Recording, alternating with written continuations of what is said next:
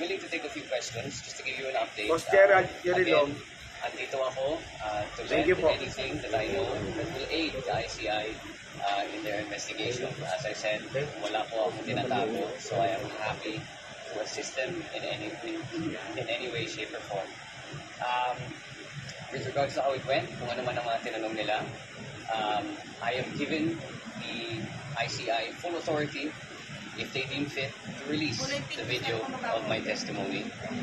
So again, I'm happy for them to do so if they believe that there is no information there that will jeopardize their investigation. Sir, yung allegations Naka-stick na sila kung baba konti. natalakay ba siya sa hearing niyo?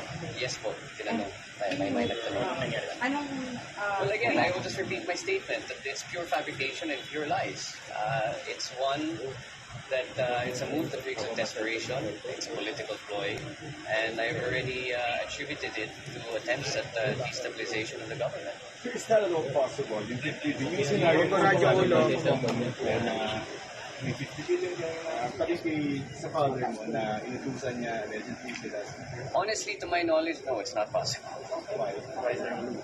Because first of all, the executive has nothing to do with the legislative, and secondly, the allegations are untrue.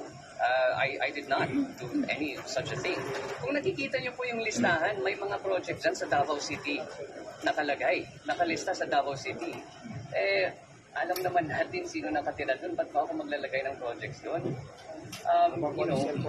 Sana naman pag-aral nila ng mabuti. But in any case, it's really not worth it. It's like I said, it's just an attempt. Should the ICI investigate your father kasi may mga statements isa? I don't want to speak on behalf of the ICI. You're gonna have to ask them. Okay? Sir, can you address the PCIG report on Alok Abol? About Saldi ko, sir. Sir, are you ready for an